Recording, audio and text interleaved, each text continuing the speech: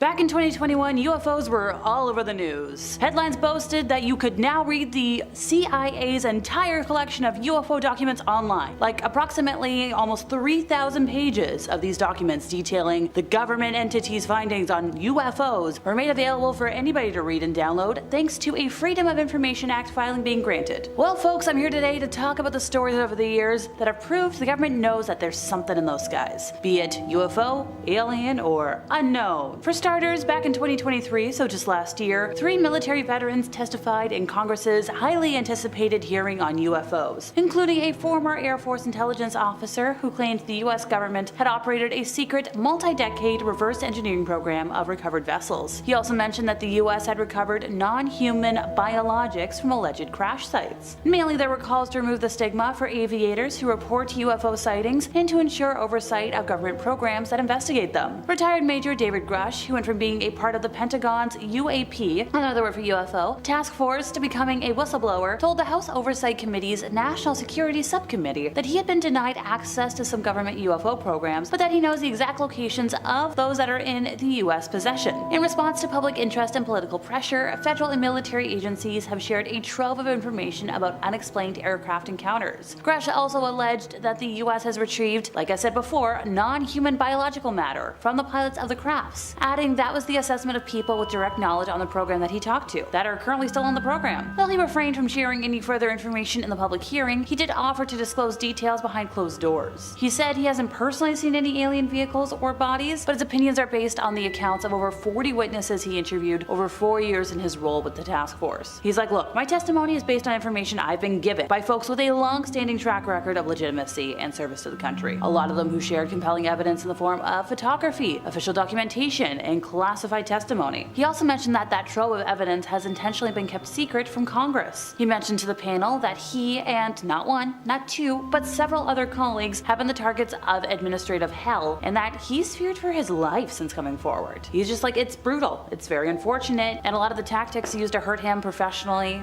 and personally kind of sucked. Now, there is an open investigation into the matter. The subcommittee also heard testimony from former Navy fighter pilot Ryan Graves and retired Commander David Fravor about their alleged encounters with aircrafts of an unknown origin. Graves recounted an incident with a flying object off of the coast of Virginia Beach in 2014. While flying an F-18, he said he came upon an aircraft that looked like a dark gray or black cube inside of a clear sphere that he estimated to be 5 to 15 feet in diameter and unlike anything he's ever seen. He claimed that this UFO could remain stationary despite hurricane force winds. He told folks that his squadron submitted a safety report, but they got no official acknowledgement of the incident. Also, according to him, UFO encounters in that region weren't exactly rare or isolated. Now, he has since founded Americans for Safe Aerospace, a group that supports aviators who have reported UFOs. He said that the objects that are reportedly being seen by military and commercial pilots are performing maneuvers that are unexplainable due to our current understanding of our technology and our capabilities. He's like, if everybody could see what he saw, our national conversation would change. Project Magnet was a UFO study program established by Transport Canada in December of 1950 under the direction of Wilbert Brockhouse Smith, senior radio engineer for Transport Canada's Broadcast and Measurement section. He made a request to use the facilities of the Department of Transport to study UFOs, and it was formally approved on December 2nd of 1950 with the intention to collect data about UFOs and apply any recovered data to practical engineering and technology. The ultimate goal of the project was to apply any findings on the subject of geomagnetism to the possibility of exploiting Earth's magnetic field as a source of propulsion for vehicles. Now, he and his colleagues and the government believed that UFOs might hold the key to this new source of power, which, you know, it was a small-scale undertaking. It used those facilities, and it did have some assistance from personnel at the Defense Research Board and the National Research Council. In June of 1952, Smith issued a preliminary report arguing that UFOs likely came from intelligent extraterrestrial sources and almost certainly manipulated magnetism for flight. And he reiterated it again in a report in 1953. Also back to 1952, I think it was April, the Canadian government established Project Second Story, a parallel UFO research project with Smith also involved. Now, this consisted of a group of scientists and military officers who met periodically to consider the UFO question and to recommend government action. Smith reported to Second Story on some of Project Magnet's findings and conclusions.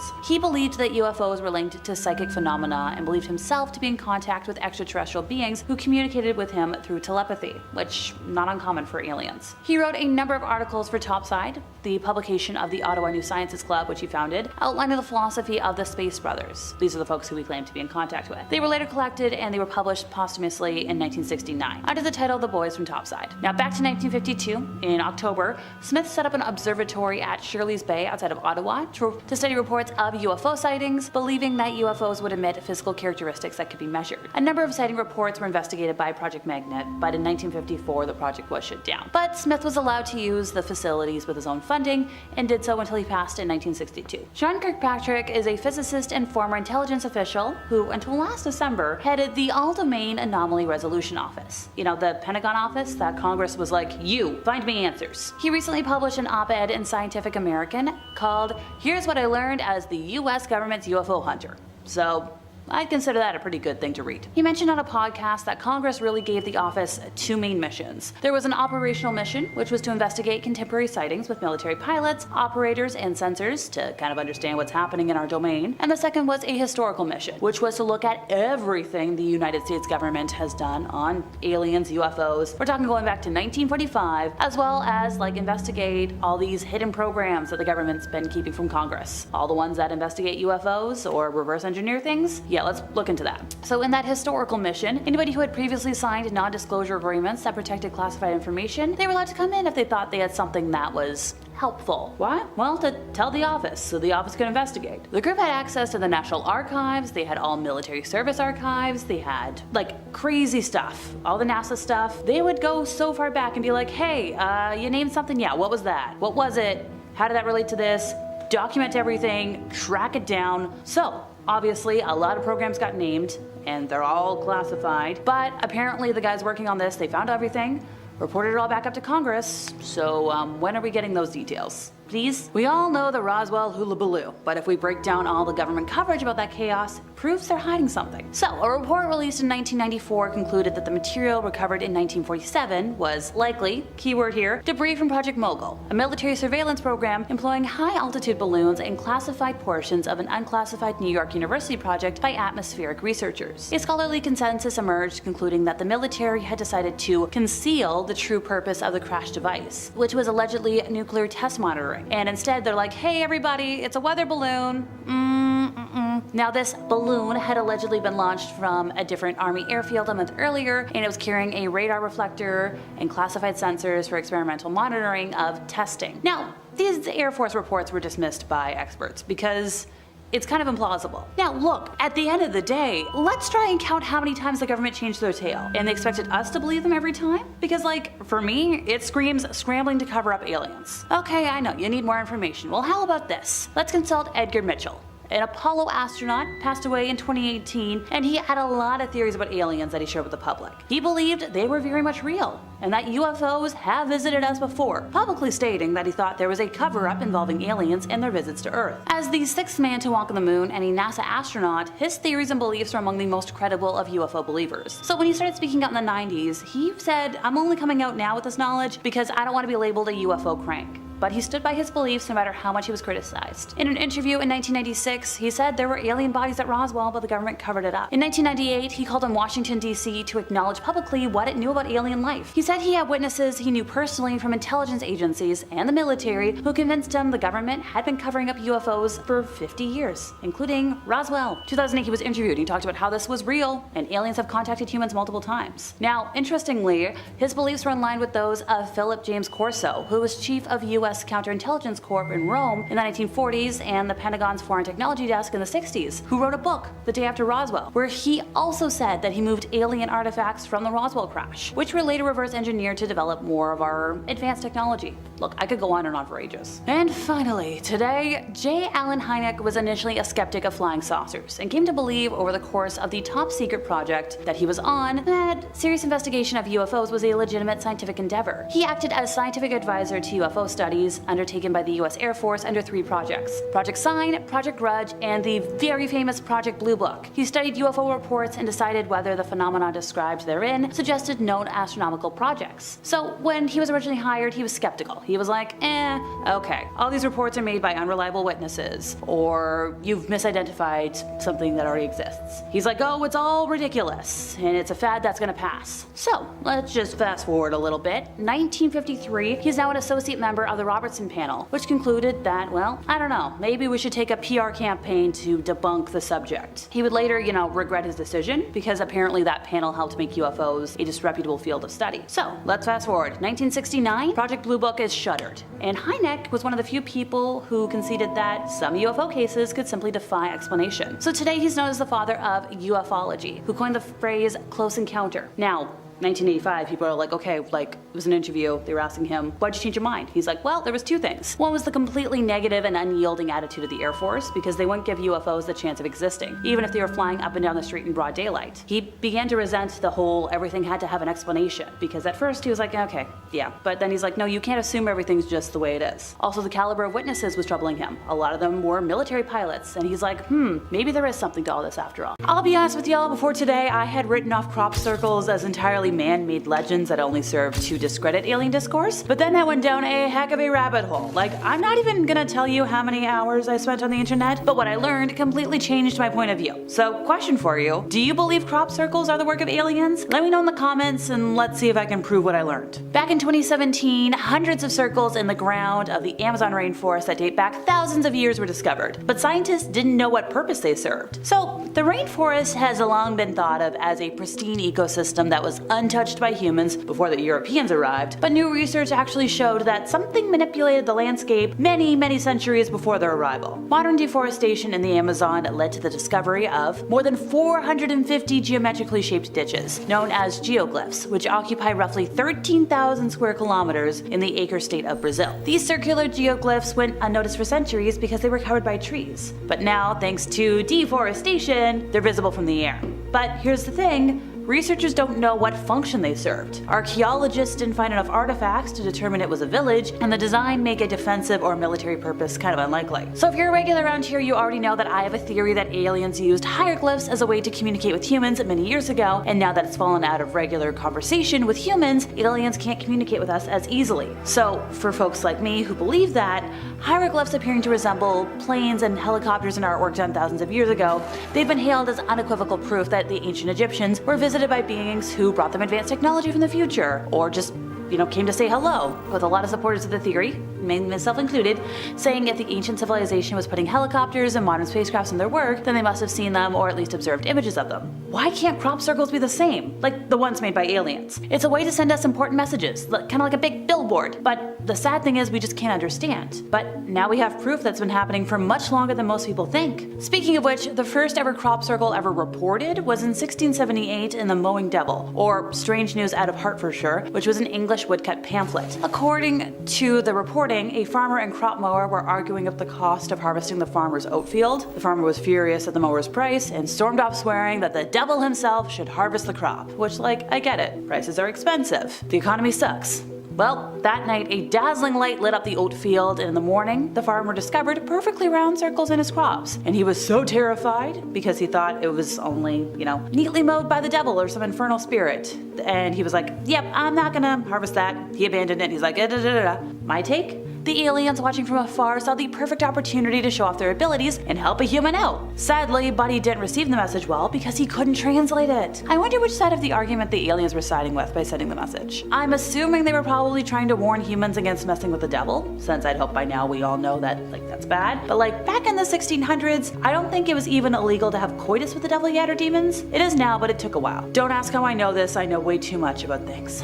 Back in 2013, an elaborate crop circle in a barley field about 6 miles southeast of Salinas appeared to have landed from out of nowhere when a YouTube video depicting its discovery made its way onto the lovely interwebs. And by late afternoon on the day that it went up, news of the circle outside of Cholar had drawn up quite a few curious onlookers from throughout the valley. Stamped right in the middle of the field, the design covered about an acre and looked like a strange computer chip with dots in the middle that had some folks thinking maybe it's Braille, Maybe it's Morse code. Maybe the aliens are evolving their language. Now, a lot of folks were like, it's a hoax. But with the landowner being like, I don't know, I don't want this, the theories were kind of multiplying, kind of like rabbits. Security guards were, outside of the property by like Monday morning. It was like, they were being a little hush-hush about who their client was, but they were like, we're here to just stop this circus. We don't want it, not fun, which only adds to the credibility in my book. Now, they did lead reporters to the circle because they were like, well, if you're gonna be here, you might as well at least see it. And apparently from the ground level, it didn't look like a lot, just like trampled on grass, cut at different angles. The property does belong to Scott and Debbie Anthony, and apparently at the time, Debbie was sick in bed. Somebody tried to call her and she's like, yeah, I heard about this. I don't know, I haven't been out there. Leave me alone. A man who identified himself as Hector at the ranch office said, like, I haven't even been able to get out there to inspect the design. So, I know. Back to the YouTube video. Two men appear to drive along the canyon road before sunrise and they see flashing lights in a field. They get out of the car, hop a fence, which don't do that, folks, and they enter the cultivated field. And they're like, dude, are you seeing this? Among the first people to spot the crop circle from above, not just the ground, were Julie and Pat Belanger, co-owners of the 11th Aerial Photography Squadron Company. They were apparently flying in a Robinson R44 helicopter from the South County Airport in San Martin towards Carmel when they were like, that's interesting. Apparently that area is normally not super exciting to fly through, but then they were like, whoa. Well, that's new. Well, what do you got going on here? According to Julie, who has been doing photography for 20 years, specifically aerial photography, she's never seen anything like it. Joe Pizzini, the chief operating officer of Ocean Mist Farms, which is one of the largest growers in the area, was like, I've never heard about crop circles around here before. What's going on with this? Look, I'm just saying, if you don't want a media circus, odds are it's more real. How about we fast forward to 2015 to this crop circle in Massachusetts? It was barely visible from the road, but a crop circle that appeared in a field off of Old Gray Station Road back and then got a lot of attention. A longtime crop circle researcher in Massachusetts was determined to figure out if the circle was produced by an energy force or if it was man-made. Nancy Talbot said, I asked folks to take some samples. By the way, she's one of the 3 founders of BLT Research Team Incorporated, which is a crop circle research group, which I didn't even know existed until today. According to her, they haven't had a lot of background with hay, but she can normally tell by a few plant examples if the circle is real.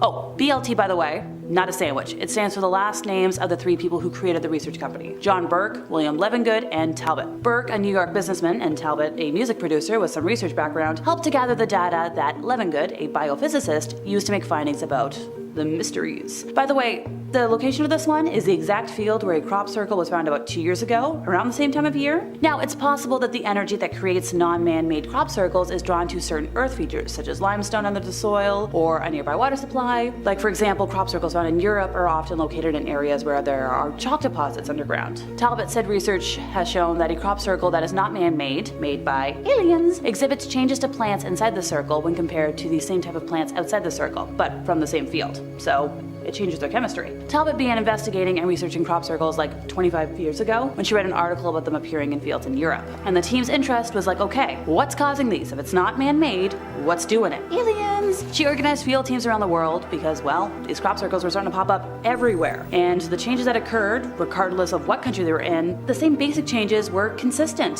when you compare the sample plants from inside the circle to the ones that were outside of it. Researchers determined that the plants inside were exposed to brief bursts of intense radiation, like microseconds, and that's not normal. Apparently the radiation kind of turns the moisture inside the plant stems into steam, and then the steam expands. And that expansion and the buildup of steam blows a hole in the lower stem nodes, which are tougher material. And in the top nodes of the plants, which are more pliable, the stem stretches and often bends. The research results indicate that when the findings show the plant node changes, it's not mechanical pressure that caused the circle. It wasn't something that landed there. Now, the research goes even further to explain the burst of energy as well as changes in the soil that include magnetic materials only visible under a microscope, and changes to seed from seed crops where circles have been found. According to Talbot, there have been numerous misrepresentations about crop circles and what creates them. But this way, she can be like, okay, this one was man-made, you're just a little too creative with your lawnmower, and what's real? So, if aliens exist, and how could there not be life forms out there? Some of them might come down here periodically.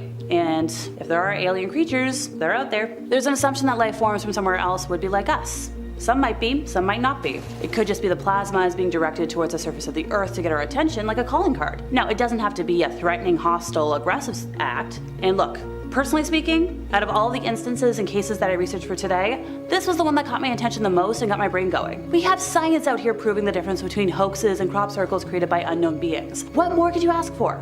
Okay, only specifically when it comes to crop circles. We don't have time to go through my alien wish list. Damn thing is as long as a Sears wish book by now. And if you'll allow me, I'm gonna end today with a little bit of a deviance, and that's how the governments around the world are trying to cover up that crop circles are real to further discredit true believers. Colin Andrews, a British researcher and former investigator for the British Ministry of Defense, claims that he was approached by a CIA operative who tried to convince him to publicly state that crop circles were a hoax. He believes that this was part of a larger effort to discredit the phenomenon and discourage serious investigation. Other researchers point to the involvement of individuals connected to intelligence agency in the crop circle community. They argue that these individuals are used to spread disinformation and confuse the public about the true nature of them. Whether these claims hold any truth or not, the presence of intelligence agencies in the debate surrounding crop circles raises questions about their motives and the role they play in shaping public opinion. One of the key figures in the crop circle phenomenon is John Lundberg, the founder of CircleMakers.org. He claims responsibility for creating many of the intricate and elaborate crop formations that have puzzled researchers and enthusiasts for years. But some folks believe that his work is part of a disinformation campaign orchestrated by intelligence agencies. According to these researchers, Lundberg and his group, known as the Circle Makers, are funded and supported by intelligence agencies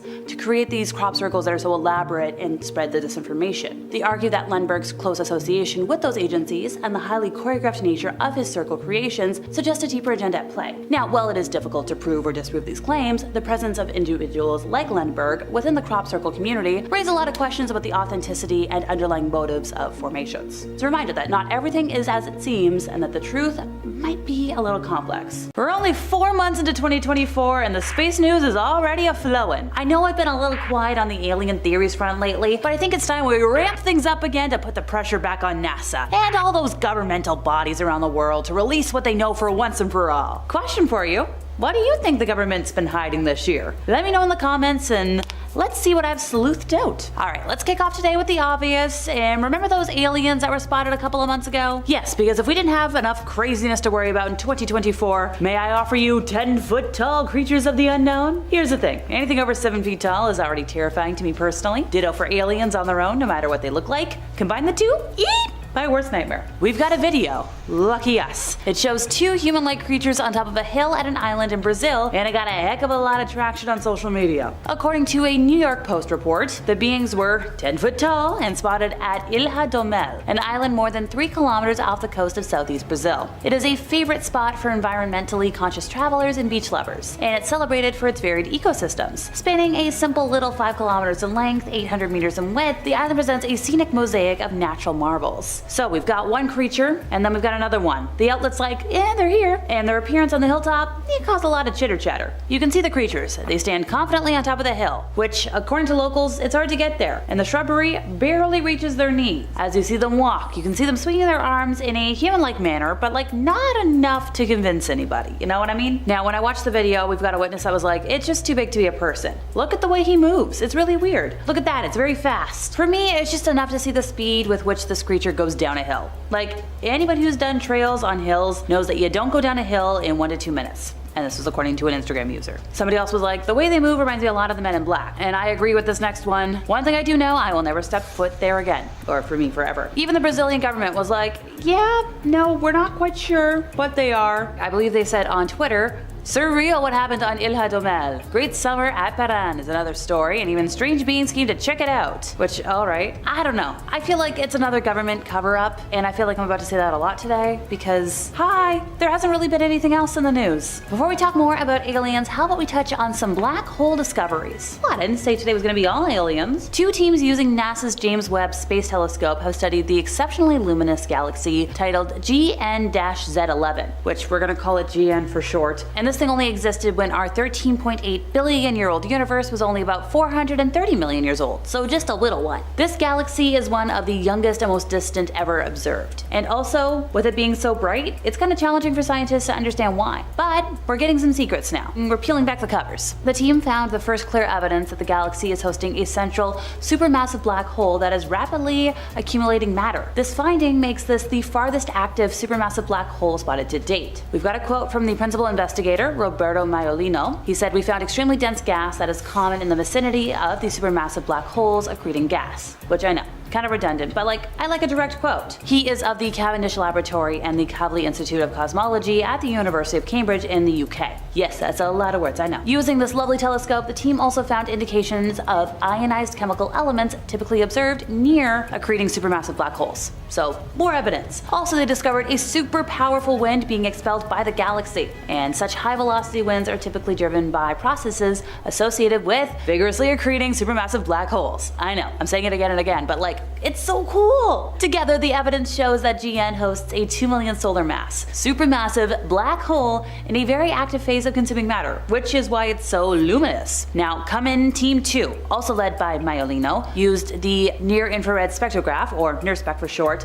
to find a gaseous clump of helium in the halo surrounding GN. Now, according to experts, the fact that we don't see anything beyond helium suggests that this clump must be fairly pristine. Finding the never-before-seen population 3 stars, which are the first generation of stars formed almost entirely from hydrogen and helium, is one of the most important goals of modern astrophysics. These stars are anticipated to be very massive, very luminous, and very hot, and their expected signature is the presence of ionized helium and the absence of chemical elements heavier than helium. The formation of the first stars and galaxies marks a fundamental shift in cosmic history, during which the universe evolved from a dark and relatively simple state into the highly structured and complex environment we see today. Look, if you don't find that cool, come on! Okay, before I forget, we have another former government whistleblower that I don't think I've talked about on here before. So when Sean Kirkpatrick worked in the Pentagon as the top official overseeing the tracking of UFOs, he told his leadership that the department wasn't telling the public enough about the mysterious aircrafts or the government's efforts to investigate them. By the way, sorry, I totally forgot. Kirkpatrick served from July of 2022 until December of last year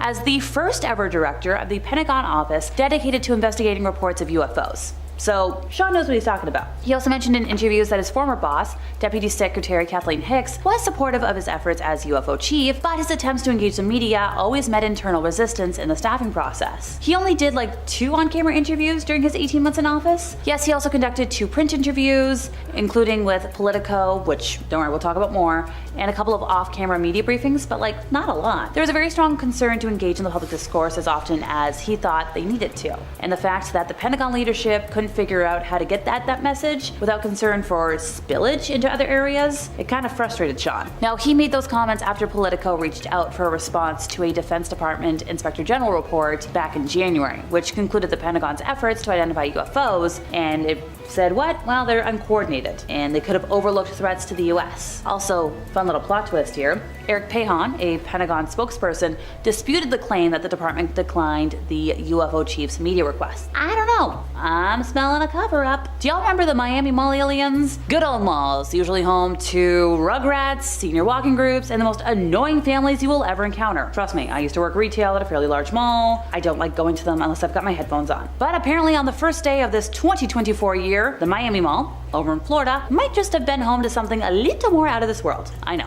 Come on, Alexa, get to the official story. Apparently, a group of roughly 50 youths caused a riot at the Bayside Marketplace, which is an outdoor mall roughly 5 miles away from South Beach. This is all according to the Miami Police Department, by the way. They were setting off fireworks, which led to quite the panic, as a lot of folks were like, this could be worse. And the statement also came from the Public Information Officer, Michael Vega. At this point, 4 folks were arrested. Police were dispatched for crowd control because, well, people didn't want to leave, people were panicking, they closed businesses because yikes. But here's the thing, some people spotted aliens. Now obviously the police are saying there was no aliens, no airports were closed, nothing's being withheld from the public.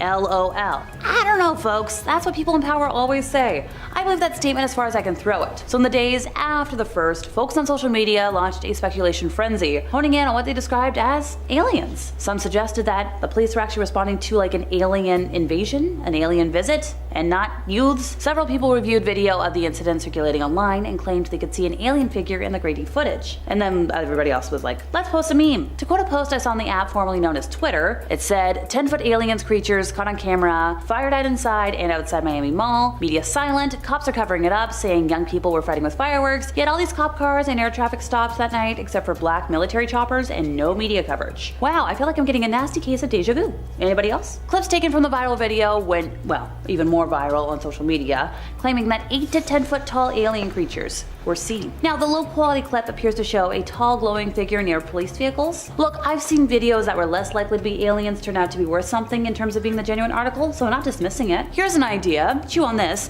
What if every Florida Man photo or meme was just an alien trying to blend in here on Earth and failing? Chew on that. And finally, for today, let's go back to last month. I believe it was during the weekend of March 9th and 10th, where Rock Springs city attorney and longtime UFO investigator Richard Beckwith spotted something kind of strange in the Wyoming sky. He called it unlike anything else he had ever seen in his career. Thankfully for us, he captured the event on camera. He was like, I've never seen a UFO before I made this recording. So we do have the footage. I'd like you folks to watch it. And to me, it looks like a mix of yellowish, reddish, and orange spacecrafts that are all flying together and they're all radiating lights. They're definitely flying in a way that doesn't make any logical sense when you consider human technology for aircrafts, unless the military wants to fess up right now about any tech they haven't told us about yet, and I'm including drones in my comparison. I've seen enough of the amateur and professional models of those little devices in action to know that this isn't that. So late in the evening on March 9th, Beckwith received a call from a friend who lives near Green River, which is about 15 miles southwest of Rock Springs. He grabbed his camera, his tripod, and what he witnessed was quite a shock. He watched the object pulsate. It was moving very rapidly from side to side. Now, he isn't trying to prove the object was an alien spacecraft, he just wants an answer. Look, I know what I'm seeing. It looks like an alien spacecraft. He was like, I've received a couple of leads, but I don't have any evidence. He has requested radar records from the FAA, and he's contacted other witnesses. He's like, maybe gathering all this information is gonna help me find a reasonable explanation, or maybe determine if it truly is a UFO. So we do have a quote from him. He said, using the locations of two different groups of witnesses, including myself, the angle and the distance between the two, and trigonometry, I should be able to pretty easily determine the location and get a good estimate of the size of the object. But as of the time of that quote, he had no idea what it was. Math ain't my strong suit, so I'm gonna trust him on that. Last I heard, he's still hunting. I wish him luck getting those radar records, because not gonna be easy. He's also been pleading for anybody with more information to email him, and I bet by now, he's probably regretting that. Oh, his poor inbox. Across the ages and tucked away in the hidden corners of our world lie very mysterious artifacts that defy explanation, challenging our understanding of history itself. From ancient mechanisms with unbelievable sophistication to mysterious figures that hint at otherworldly visitors, these objects invite us to question what we truly know. Join us as we delve into the shadows of the past to uncover the top 5 mysterious artifacts that some believe offer undeniable proof of alien existence. Are these relics mere products of human ingenuity, or do they hold the keys to extraterrestrial encounters? Well, let's take a look and find out. Starting off today, we have the aluminum wedge of Aiud. This aluminum wedge is a curious object that was found in Romania back in 1974. Imagine someone digging in the ground and stumbling upon a metal object only to discover that it's not just any piece of metal, but one that seems to defy explanation. The wedge is made of aluminum, and what makes it particularly mystifying is that it was found with ancient mastodon bones, which are like the bones of a big prehistoric elephant. Now, here's where things get really interesting. Tests on the wedge could suggest it's about 250,000 years old. Very puzzling because humans weren't known to create or use aluminum until much more recently, like just over 200 years ago. Aluminum requires a very complex process to make, so finding such an old aluminum object is absolutely baffling. Because of its age and the context in which it was found,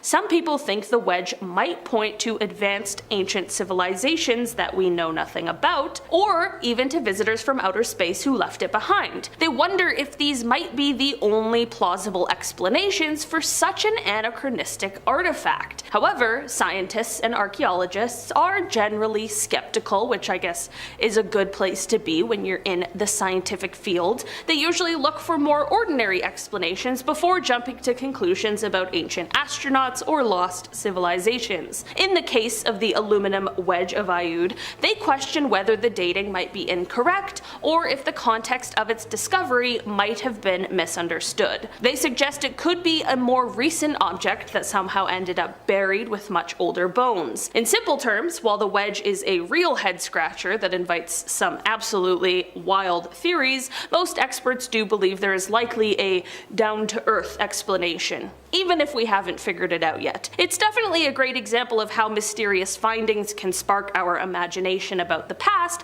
but we do also need to carefully examine the evidence before we jump to conclusions, alright? We're looking for answers here, not just ideas. Coming up next today, we have the Dogu figures. These figures are intriguing little statues that were made thousands of years ago during the Jomon period in ancient Japan, which lasted from about 14,000 BC to 300 BC. These clay figures are often small enough to hold in your hand and have some very distinctive features that definitely make them stand out. They typically have large, wide eyes, small arms and legs, and very intricate patterns or decorations on their bodies. Some people who are fascinated by UFOs and the ideas of ancient aliens visiting Earth long ago think that these figures look a little bit like modern astronauts. They point to the figures' big eyes, which could resemble the helmets of a spacesuit, and their detailed layered designs that might look similar to a suit's protective gear. These enthusiasts speculate that these figures could be artistic depictions of beings from other planets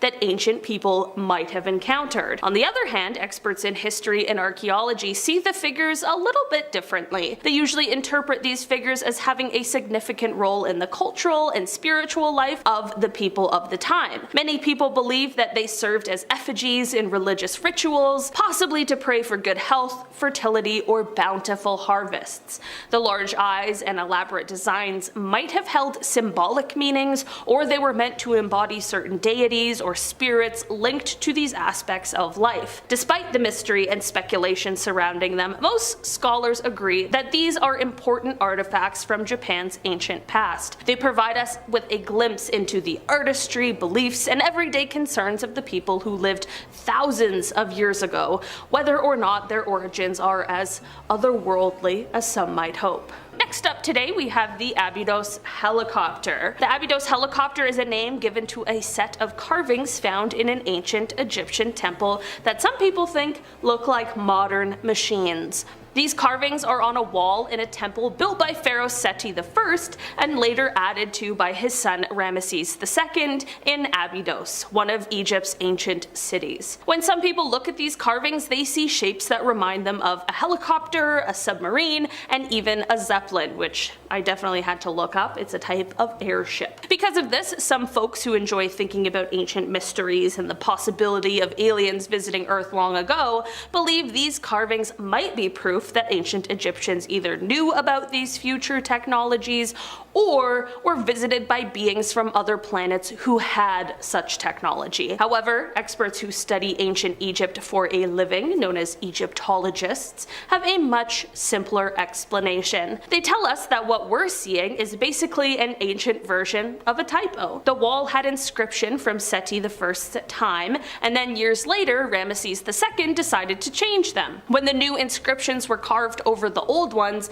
bits and pieces of both ended up showing up at the same time. This overlapping made some new, unintentional shapes that just happened to look a bit like modern vehicles to some people. I guess when you're doing ancient hieroglyphs, you don't have an eraser. In short, while the idea of ancient Egyptians knowing about helicopters or getting a visit from time travelers is very exciting, experts believe it might just be a case of old carvings mixing together and our brains just trying to make sense of the jumbled shapes by seeing them as something familiar. I mean, it definitely does make a lot of sense. Next up today we have the Tassili Niger paintings. These paintings are ancient artworks found on rock walls in the Sahara Desert of Algeria. They are thought to be up to 12,000 years old, which places them in the Neolithic or the New Stone Age, which is a period when humans were transitioning from hunting and gathering to farming and settling in communities. Among these paintings, there are some very peculiar figures that stand out, of course, or else we really wouldn't be talking about it. They are much larger than the human figures depicted and have big, round heads that some say look like helmets. Their bodies appear to be covered in some kind of gear, leading to very imaginative theories that these could be depictions of beings from another planet, hence the nickname the Great Martians. However, experts in archaeology explain these figures a little differently. They suggest that these are not literal representations, but rather symbolic ones. The large size and distinctive features could signify importance or power, much like how religious or mythological figures are often depicted in art throughout human history. The round heads and gear might represent ceremonial masks and attire, not spacesuits. Not only this, but the astronaut interpretation largely comes from a modern perspective, influenced by our fascination with space travel and science fiction, and to the people who created these paintings, the figures likely had a significant spiritual or mythological meaning, possibly representing gods, spirits, or ancestors. Or maybe it really was aliens. I mean, at the end of the day, I wasn't there, so who am I to say? And finally, ending off our list today, we have the Saqqara bird, probably the most famous out of all of these we've spoken about today. The Saqqara bird is a small bird-like artifact that was discovered over a century ago in an ancient Egyptian tomb. Despite its age, dating back more than 2,000 years, it has a design that reminds people of modern airplanes or gliders, especially when you look at the shape of its wings, which seem to be designed just right for flying through the air. This has made some people wonder if there's more to the Saqqara bird than meets the eye. They speculate that maybe this wasn't just a simple toy or piece of art. Instead, they think it might be a model of an aircraft, hinting that ancient Egyptians might have known about or even seen flying machines, possibly shown to them by visitors from outer space. However, this is not necessarily the common view among experts, alright? The experts always come in, they're party poopers for our fun theories. Most archaeologists and historians who study ancient Egypt believe that the Saqqara bird was likely a symbolic object or toy. They think it was meant to represent a bird, which had significant cultural and spiritual meaning in ancient Egyptian society, rather than being a model of an aircraft. Despite the intriguing design, there is no concrete evidence to suggest it was anything more than a representation of birds that the Egyptians were familiar with in their everyday lives. But I do have one question, and that is, how were they able to make it fly, okay? How did they know? I'm not saying it was aliens, but I know the ancient Egyptians were absolutely brilliant, but I just want to know a little more, alright? I'm just a little curious. If only we could speak to just one ancient Egyptian person.